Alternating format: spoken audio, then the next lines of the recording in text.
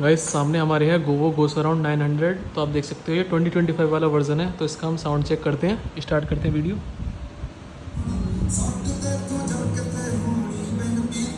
Volume इसकी 15 है, 16 है, देख लो भाई। बेस वो गेट हिल रहा है वाला।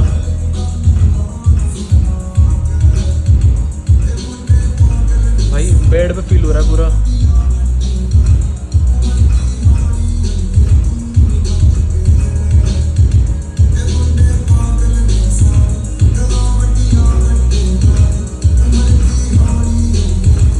और इसका बेस फुल पर आपको दिखा देता हूँ मैं, देखो सब ऊपर 12।